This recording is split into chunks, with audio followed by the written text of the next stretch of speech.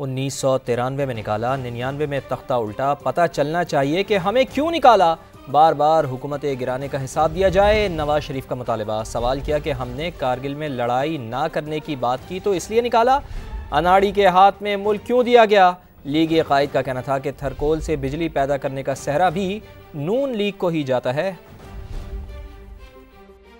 قوم کی ترقی والے کام کیے، ہر دفعہ ہمیں نکال دیا گیا۔ کیوں نکال دیا گیا؟ کم از کم مجھے پتہ لگنا چاہیے کہ 1993 میں کیوں نکالا گیا، مجھے پتہ لگنا چاہیے کہ 1999 میں کیوں نکالا گیا۔ ہم نے اپنا کہا کہ ہم یہ کارگل لڑائی نہیں ہونی چاہیے تھی، اس لیے نکال دی۔ ہم صحیح تھے، آج وقت ثابت کر رہا ہے کہ ہم صحیح تھے، ہم نے صحیح کام کیا تھا، وہ فیصلہ بھی ہمارا صحیح تھا۔ ایسے کردار بیچ میں آ گئے، دوڑتے ہوئے پاکستان کو ٹھپ کر کے رکھ دیا، اکانومی مس مینج ہوئی۔ یہ 2019 سے شروع ہوئی، 2022 تک تو ہر چیز کا بٹھا بیٹھ گیا تھا۔ اناڑی کے ہاتھ میں اس ملک کی باغ دوڑ کیسے سپرد کر دی جاتی ہے؟ اچھی بھلی حکومت سے آپ اپنے اختیار دے کے کہ اناڑی کے ہاتھ میں دے دیں۔ یہاں تو ہمارے پیچھے سی پیک کو بھی سیبوٹاج کرنے کی کوشش کی گئی۔ جنہوں نے اس ملک کو یہاں تک پہنچایا ہے ان کا بھی محاسبہ ہونا چاہیے۔ 50 سال سے یہ باتیں ہو رہی تھیں کہ ملک میں کوئلہ ہے، اس کوئلے سے ہمیں بجلی بنانی چاہیے۔ ہم نے اپنے زمانے میں کوئلے کی کان کو کھودا، اس میں سے کوئلہ نکالا، روڈ شیڈنگ کا مسئلہ تھا، اب عمران خان کی گورنمنٹ نے ہمارے لیے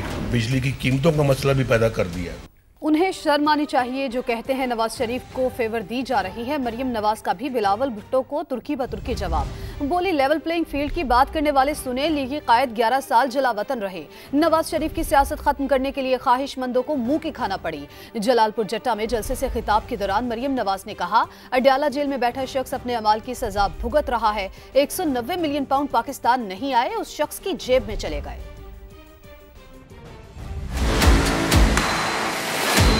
آج کل لیول پلینگ فیلڈ کا بڑا میں شور سن رہی ہوں۔ لیول پلینگ فیلڈ اگر نواز شریف سے مانگتے ہو تو پھر نواز شریف کو دیکھو کہ اس نے 11 سال جلا وطنی بھگت کے آیا، اور جو نواز شریف کو رینگ رینگ کر انصاف مل رہا ہے اس پر بھی وہ کہتے ہیں کہ شاید نواز شریف کو فیور کیا جا رہا ہے۔ تمہیں شرم آنی چاہیے۔